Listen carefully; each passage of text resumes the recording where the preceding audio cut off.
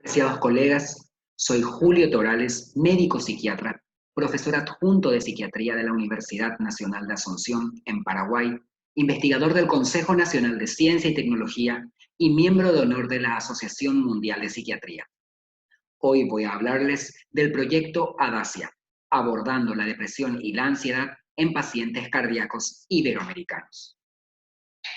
El trastorno depresivo mayor es altamente prevalente en pacientes con enfermedad cardíaca y se asocia independientemente con consecuencias cardiovasculares adversas. Por ejemplo, empeoramiento de la calidad de vida relacionada a la salud, funcionalidad deteriorada, aumento de eventos cardíacos adversos y aumento de las tasas de mortalidad. La American Heart Association recomendó un proceso de despistaje de 2 pasos. Por su parte, la ansiedad y los trastornos de ansiedad específicos, como el trastorno de ansiedad generalizada y el trastorno de pánico, también son comunes y están relacionados con enfermedades del corazón. Los trastornos ansiosos se han asociado en algunos estudios con eventos recurrentes y con mortalidad en pacientes con enfermedad cardíaca en un grado similar al de la depresión. Desafortunadamente, las tasas de tratamiento para la depresión y para la ansiedad en personas con enfermedad cardíaca son muy bajas. El objetivo general del proyecto ADASIA es difundir y evaluar la adopción, implementación y mantenimiento de un programa de capacitación en línea basado en evidencia sobre el enfoque de los trastornos depresivos y los trastornos de ansiedad en pacientes con enfermedades cardíacas que son atendidos por cardiólogos y médicos de atención primaria de países de habla española y portuguesa. Nuestra hipótesis es que este tipo de intervención aumentará el conocimiento, las actitudes, los comportamientos y el nivel de intervenciones para la depresión y la ansiedad en pacientes con enfermedades cardíacas. Nuestro objetivo es aumentar la capacidad profesional para tratar tanto depresión como ansiedad por parte de cardiólogos y médicos de atención primaria en los 29 países que tienen al español o al portugués como idioma, que son los siguientes: en África, Angola, Cabo Verde, Guinea-Bissau, Guinea Ecuatorial, Mozambique, Santo Tomé y Príncipe; en América Central, Costa Rica, Cuba, República Dominicana, El Salvador, Guatemala, Haití, Honduras, Nicaragua y Panamá; en América del Norte, México; en América del Sur, Argentina, Bolivia, Brasil, Chile, Colombia, Ecuador, Paraguay, Perú, Uruguay y Venezuela; en Asia, Timor Oriental; y en Europa, Portugal y España.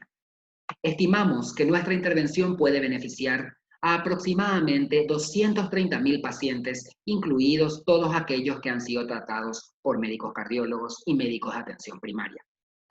Este proyecto tiene como objetivo adaptar y calibrar el contenido del proceso de detección recomendado por la American Heart Association para detectar depresión y ansiedad en pacientes cardíacos, de acuerdo con el contexto, la dinámica y los tipos de pacientes en los países de habla española y portuguesa.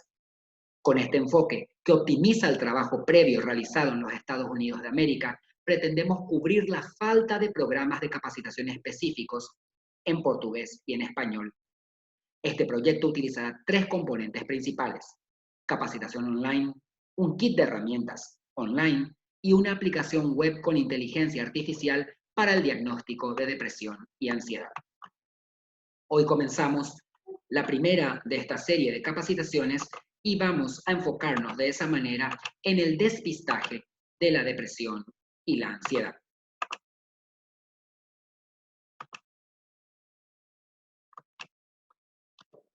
La depresión es altamente prevalente en personas con enfermedades cardíacas.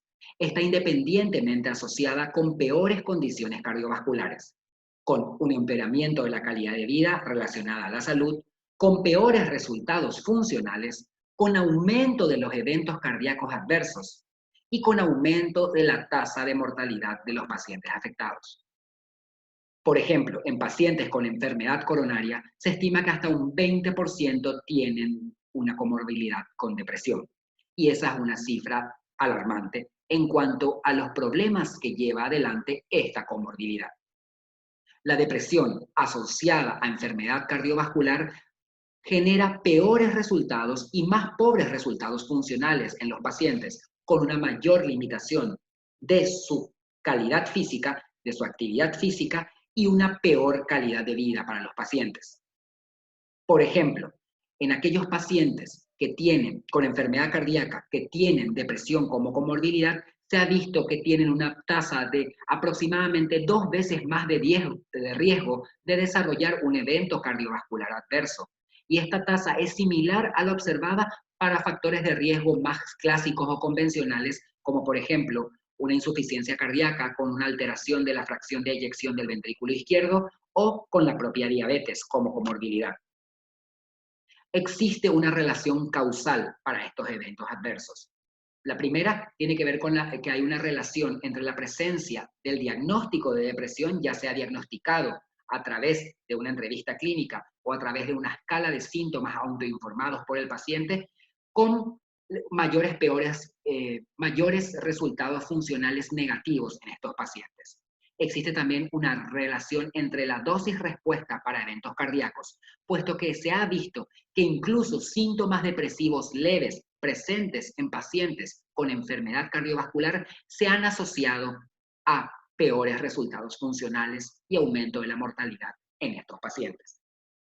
En el caso de la ansiedad y la enfermedad cardíaca, tenemos que recordar que el espectro ansioso es amplio, pero que se ha visto una asociación entre la presencia de dos tipos específicos de trastornos de ansiedad con peores resultados cardiovasculares en estos pacientes.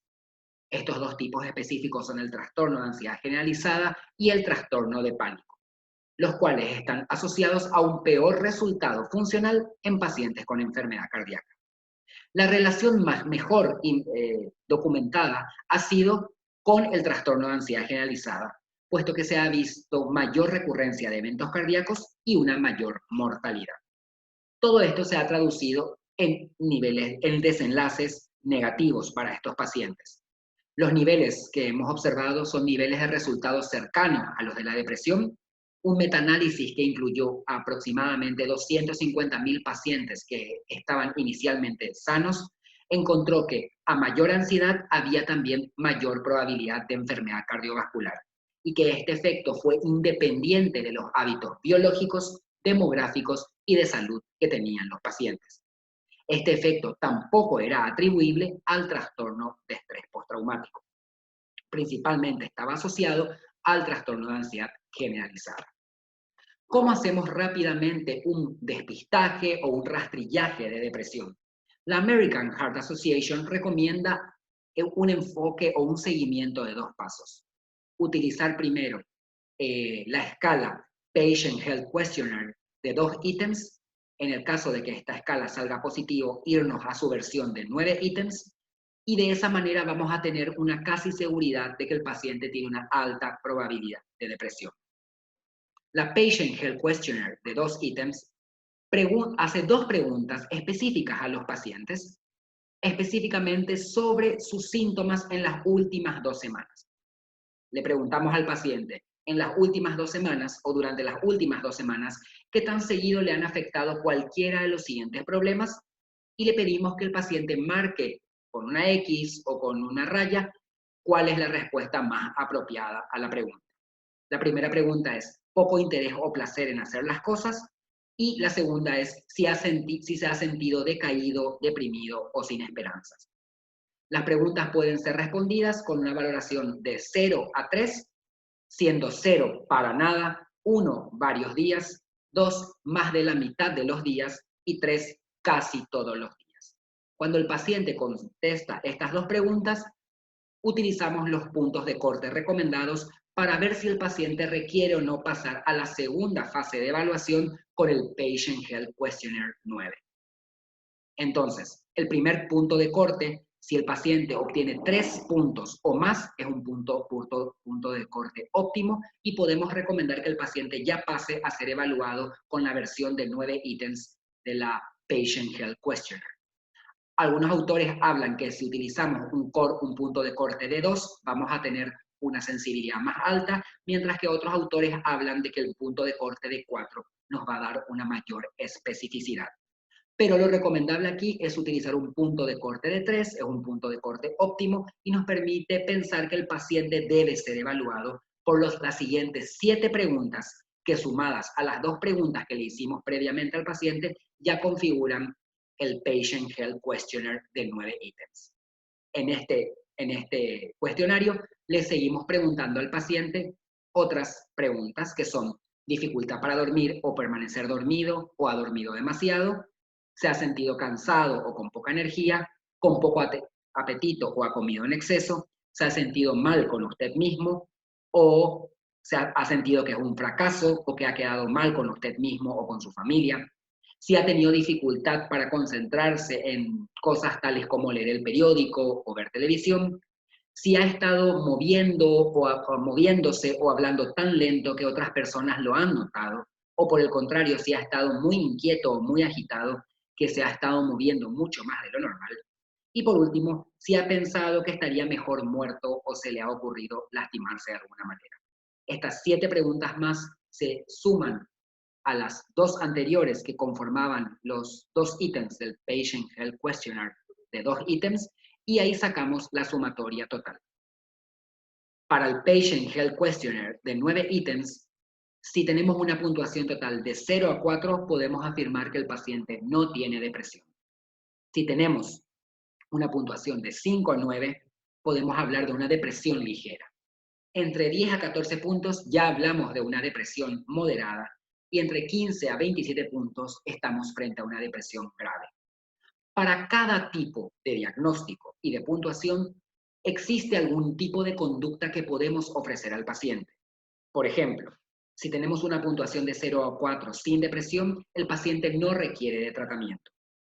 Mientras que si tenemos una depresión ligera entre 5 a 9 puntos, podemos esperar, hacer una expectación vigilante, vigilar al paciente y realizar evaluaciones de seguimiento. Una depresión moderada con 10 a 14 puntos ya requerirá de tratamiento con antidepresivos y o psicoterapia. Mientras que una depresión grave entre 15 a 27 puntos, el tratamiento con antidepresivos y o psicoterapia es mandatorio, así como que los cardiólogos y los médicos de atención primaria deben reconocer la necesidad de referenciar al paciente a un médico especialista en psiquiatría. En el caso de la ansiedad, tenemos también la General Anxiety Disorder de 2 ítems, que en caso de tener un punto de corte positivo, vamos a pasar a la General Anxiety Disorder de 7 ítems. La porción de 2 ítems de esta prueba específica, se le pregunta también al paciente si durante las últimas 2 semanas con qué frecuencia ha sentido molestias por los siguientes problemas. Por ejemplo, sentirse nervioso, intranquilo o con los nervios de punta, o no poder dejar de preocuparse o no poder dejar de controlar la preocupación. Nuevamente, la puntuación va del 0 al 3 y puede ser nunca, varios días, más de la mitad de los días o casi todos los días. Si el paciente tiene un punto de corte de 3 puntos o más, es el punto de corte óptimo nuevamente, ahí vamos a seguir aplicándole el resto de las preguntas para que la GAT2 se transforme en una GAT7. Vuelvo a recordar que también los autores han mencionado que un punto de corte de 2 tiene una sensibilidad más alta y un punto de corte de 4 una mayor especificidad.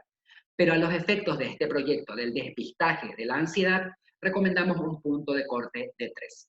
Si el paciente obtiene 3 puntos en la GAT2, le vamos a seguir haciendo 5 preguntas más para configurar la GAT7. Le preguntaremos si se ha preocupado demasiado por diferentes cosas, si ha tenido dificultad para relajarse, si ha estado tan inquieto que a veces es difícil permanecer sentado tranquilamente, si se ha molestado o se ha puesto irritable fácilmente, o si ha sentido miedo como si algo terrible pudiera pasar.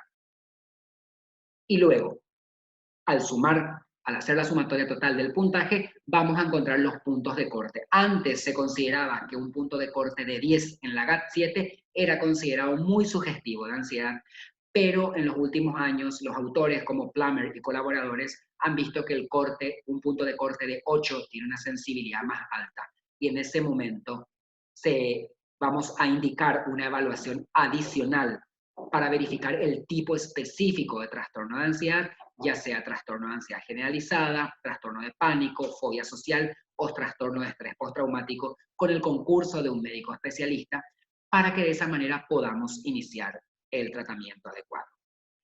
Estos dos ítems, tanto el Patient Health Questionnaire de 2 y 9 ítems y el General Anxiety Disorder de 2 y 7 ítems, son elementos fáciles de utilizar, que pueden utilizarse en el consultorio del cardiólogo o en el del médico de atención primaria para hacer rápidamente un despistaje de depresión y de ansiedad respectivamente.